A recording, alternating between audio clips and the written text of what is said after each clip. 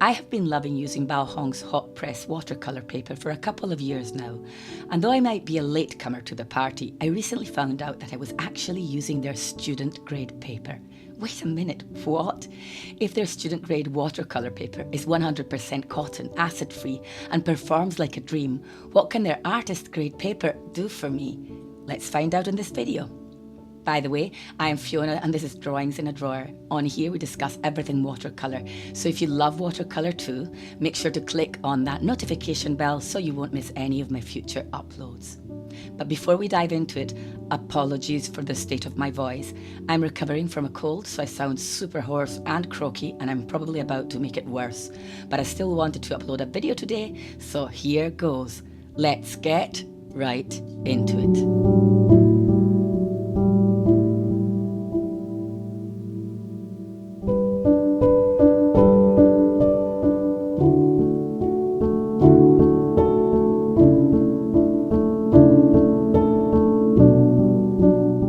Baohong are renowned for making affordable watercolour paper, and since watercolour paper can be pricey, and it is the most important supply for watercolour artists, in case you didn't know this, good paper is fundamental to create good watercolour paintings. Naturally, a lot of people have been gravitating towards Baohong paper. Looking at the cover, there is absolutely no difference in the information offered. You can tell them apart simply by the colour and design of the cover. They are both 100% cotton, acid-free, 300 GSM, but one says Academy, i.e. student grade or lower quality in theory, and the other one says artist grade, which means higher quality in theory. These blocks are only 7 by 5 inches, and you can get the Academy for around $8 to $10 or euros, and the artist grade for a few extra bucks. Everything I say here is based on my own personal experience, and I know that some of you are very knowledgeable about watercolour paper and have even talked about Baohong in the comments, so feel free to let me know your thoughts on this art supply. I will start off by saying that Baohong Academy performs exceptionally well, so you get great value for your money. The glue on the sides of the block can get a little tacky and won't come off as easily as other brands like Arch or Winsor & Newton, but you can live with that.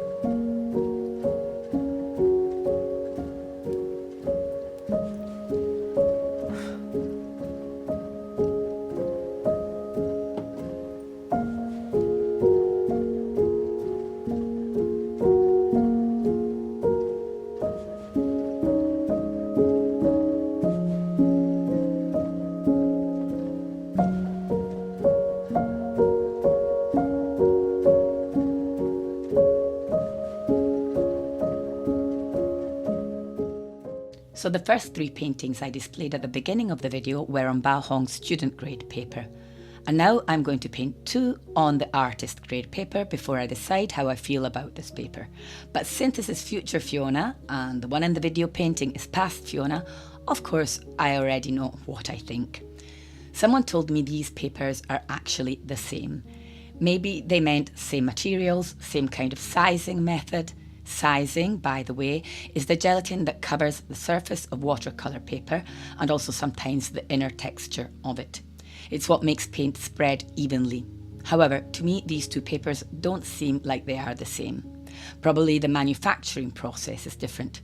Surely the moulding, because they feel different to the touch, and the student grade immediately appear to have a bit more tooth to it, more texture. The artist grade paper appears smoother, flatter, and the paint behaves very differently on it. For this piece I started off with a delicate underpainting of ultramarine blue, and things seemed to be going pretty smoothly till I started layering.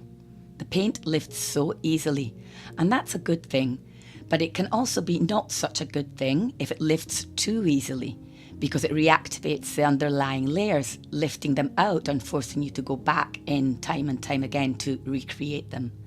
And the blending process is trickier, as the paint sits on the paper a little bit more stubbornly than I am used to. Let's say it took me a while to familiarise with this artist grade paper block. There is something I am beginning to understand about super smooth hot press paper. Arch and Fabriano Artistico falling in this category, in my opinion at least.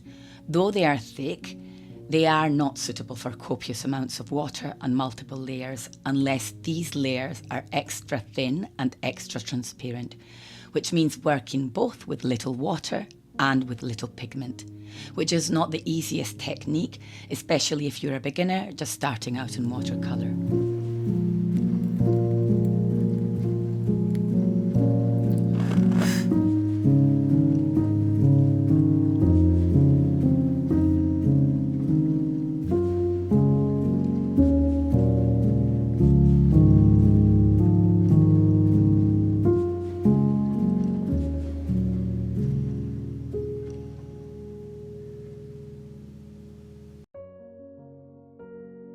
What surprised me about the student grade or Academy Baohong, the one I used for the first 3 paintings I showed in the beginning, and you can find a review about that in my older videos, I'll try and remember to link it down below, was that the final result looked so polished it almost looked like there was some kind of filter on it.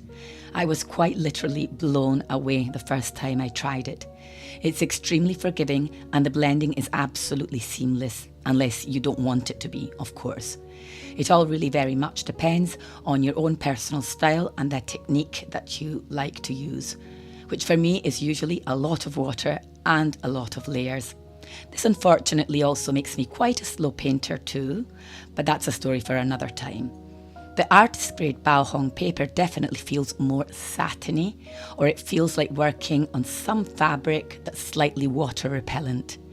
This is why I'm wondering if there's some kind of different use originally intended for it, just like Kuretake Gansai Tambi Japanese watercolours were conceived for lettering and not painting, and hence perform differently to Western watercolours because they had a different purpose.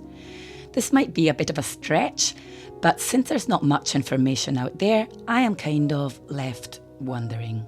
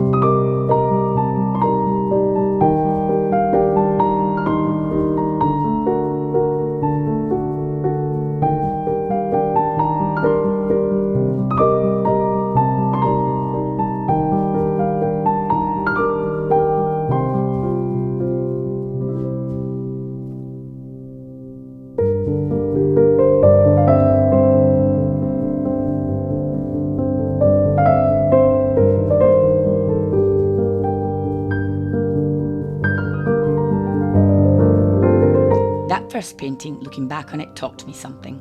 I should have stopped earlier, especially with this kind of paper. A more delicate approach, an almost misty, ghostly appearance is preferred. I'm sure that if this paper could talk, it would be asking for softer brushstrokes and transparent yet muted tones. I feel that it is more suitable for that kind of style and would probably make for better paintings, even beautiful paintings. So maybe different watercolour papers can also teach us something, and that is why we should test a variety of them whenever we get the opportunity to do so.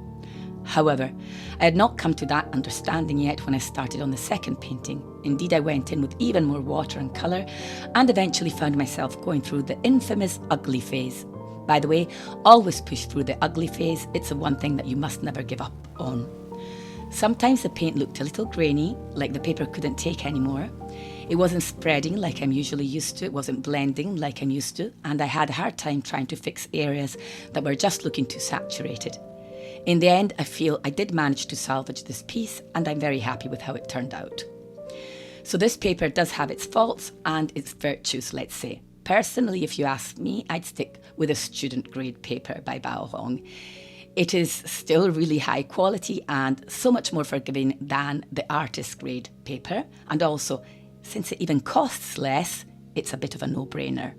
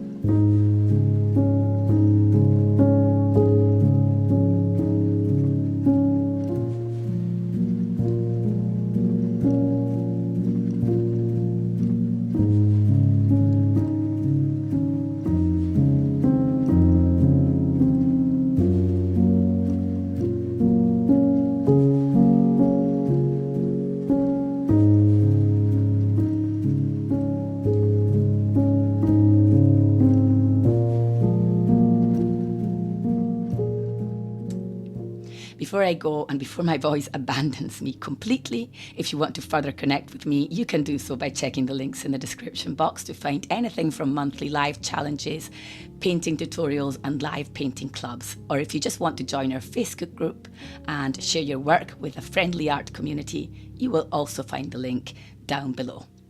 In the meanwhile, keep painting and I will see you next Sunday. Bye for now.